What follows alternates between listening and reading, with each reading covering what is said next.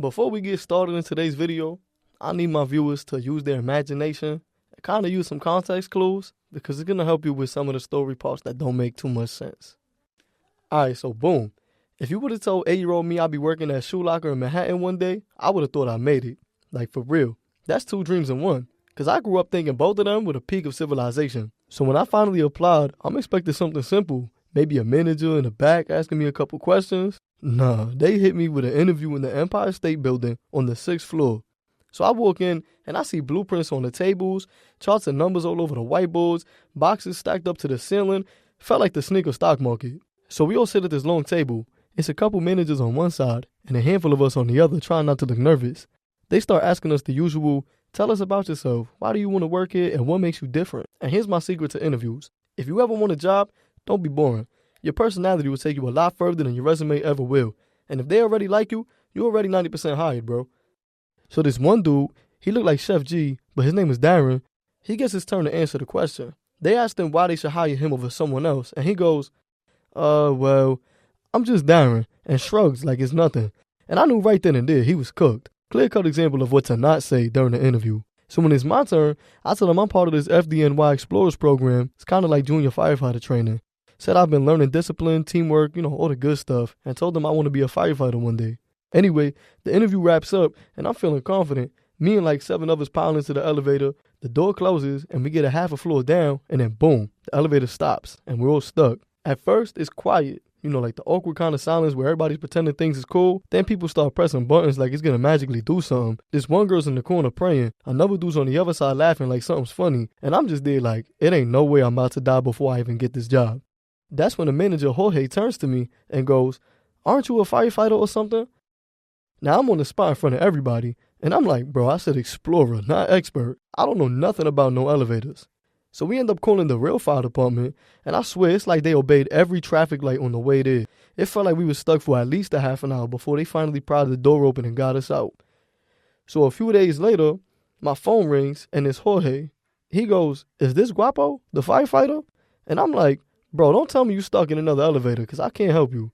And he laughs and lets me know that I just got the job. So there it is, dream achieved. Shoe Locker in Manhattan, life was good.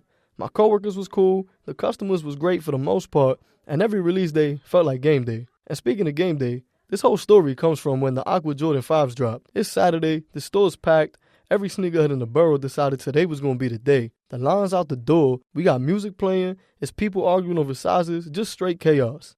Now this Shoe Locker wasn't one of those big flagship stores where you've got other people just running sneakers back and forth all day. Nah, ours was small, and if you needed something from the back, you had to go and get it yourself. Now the back room was basically sneaker Jenga, towers of boxes everywhere. And if you ever needed a pair from the middle of a stack, there was this little trick you could do. You'd grab the box, shimmy it out a little, pull it out fast, and pray the stack didn't collapse. Worked every time, until it didn't. So I'm grabbing a pair for a customer. I pull one box out, and the tower leans back just enough for a couple boxes to drop behind everything else. And I just figured those would be gone for a couple of days, so I continued on to the register, made the sale, and was feeling good. Until I heard this hissing sound. It really sounded like somebody opened a soda in surround sound. So I stop. Everybody in the back stops. We all look around like, yo, did somebody just throw something? That's when I call my manager Lisa to come and check things out. So she walks in, takes a step, and this big cloud of orange smoke just erupts like instantly.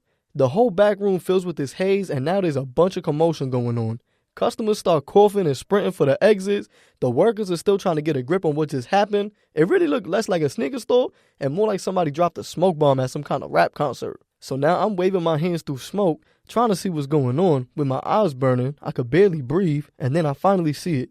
One of the boxes that fell landed perfectly on the handle of a fire extinguisher. Whole thing went off by itself. So now the air's orange, the floor's orange, our clothes are orange, and we're all gasping for air, and my coworkers look at me now like, so what do we do now, fireman? And I'm like, bro, I just sell shoes. So they do what any logical person would, and actually call the fire department again. They pull up, look around, and one of the firefighters goes, you called this here to sweep the floor? That's when I knew I was never living this one down. Corporate got word, and they're like, yeah, listen, just close the store. We're going to send y'all a cleaning crew. So we shut everything down. The fans are blowing. Floor's covered in all this orange dust. Customers are peeking through the door as if we hiding some kind of evidence or something.